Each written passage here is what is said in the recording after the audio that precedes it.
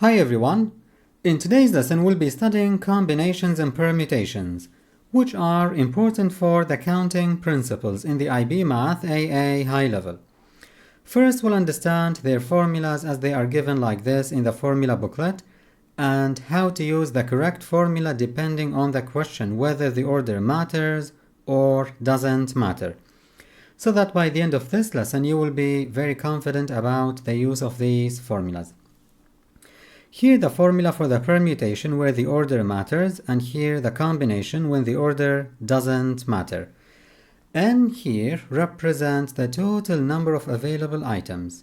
R represents the size of the selection. So let's say for example you're selecting 3 objects out of 10. In that case N will be 10 and R will be 3. Now, to do this, you have to be familiar with this factorial notation. We made a video about that appears top right of the screen. But for brief revision, I remind you about the factorial. Here we have 6 factorial, which is 6 multiplied by 5 and all the way up to 1. And that will be 720. An important tip here would be like this. 6 factorial can be expressed also like this, 6 multiplied by 5, but let's say that I don't need to continue to 1. I need to stop here at 5 conveniently, as we see in exercises. Can I stop at 5 here? Of course you can, but you need to put the factorial notation again, so that the 4, 3, 2, 1 are hidden in this 5 factorial. Now we'll take a random example to see how we calculate or how we use this formula here, MPR. Here we have 7P2 permutations, 7 and 2, n equals 7 and R is 2. If we apply the formula here, we have n factorial, which is 7 factorial. In the denominator we have n minus R, so 7 minus 2, and that will be 5 factorial. 7 factorial here can be written as 7 by 6 by 5. We need to stop at 5. To cancel the 5 here, we can stop but put the factorial as we said here. So that now if you cancel the 5, you will have 7 multiplied by 6 and that will be 42. So this is how we do it without calculator. But now, if you need to know how to use the calculator here, we go to menu now and then number 5, probability. As you see we have permutations and combinations. If we choose number 2, we have here MPR. So n will be, I will do the same example here, n will be 7 and comma here, R will be 2.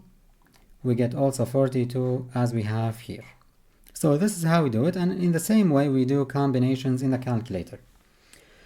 So now here, how do we know when to use permutations or combinations?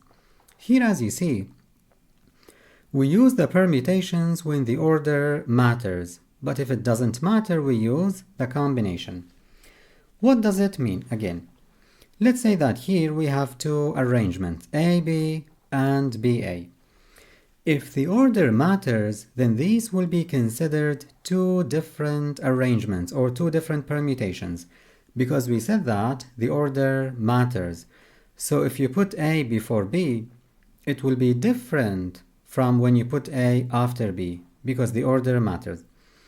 But if we say that here the order doesn't matter, then these will be considered the same one single combination if the order doesn't matter. If the order doesn't matter, so no case or no difference if you put A before B or B before A, they will be the same combination. So basically these are 2 permutations but only one combination. Here an example. We have 4 letters in total and each letter will be used only once. How many different 2-letter arrangements can be formed? So first here, in total we have 4 letters and we will select only 2. So one selection will have 2 letters only. So R will be 2 and N is 4. Now here you have an important keyword, arrangement. Arrangement means the order matters. So AB and BA are 2 different arrangements. Because the order matters here, we will use MPR. So we'll use here NPR, 4 and 2.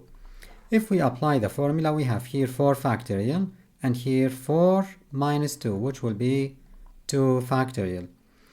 Here we have 24 divided by 2, which is 12, because 4 factorial is 4 multiplied by 3 by 2 by 1, and that will be 12. And really here, it makes sense that we have 12 different two-letter arrangements. Here they are all of them. You have A, B, and BA, AC, and CA, and so on. So these are the 12 arrangements. But here in 2, it says how many different selections we can make. So here, the word selection implies that the order doesn't matter. When we say selections, the order doesn't matter. So A, B, and BA are the same selection or the same combination. That's why here we will use combinations since the order doesn't matter. Also for 2, we'll use a formula here. We have 4 factorial divided by 2 factorial times another 2 factorial. 4 minus 2 will be 2. 2 factorial is 2 times 1, which will be 2. So we will have 24 divided by 4 here, which will be 6. And this really makes sense. Because the order doesn't matter, then AB is the same as BA. So all of these are repeated combinations. They are the same as these. So we will consider only these 6 different combinations because these are the same, nothing new. Here another example to illustrate the idea further. We have a competition with 10 participants and medals will be awarded to the first, second, and third places. In how many different ways can the medals be distributed among the 10 participants? So basically, as you've seen so far, you need to consider if the order matters or doesn't matter. Like when we make different orders, do we get new cases or it will be the same case? Do we get different cases or not? Here in this question, as you see, obviously the order matters. Why? Because obviously we have order here, first, second, and third.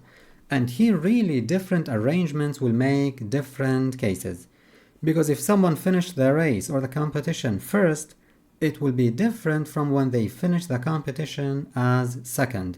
They might be rewarded a different medal, for example. So the order matters, and that's why we'll use the permutation formula here. We have 10 participants in total, and we will select 3 out of them. So we'll do here 10 P3. We'll apply this formula here, 10 factorial, and here 10 minus 3 factorial, which is 7. 10 factorial can be written like this, 10 by 9 by 8 by 7, but we stop at 7, put factorial to cancel the 7s.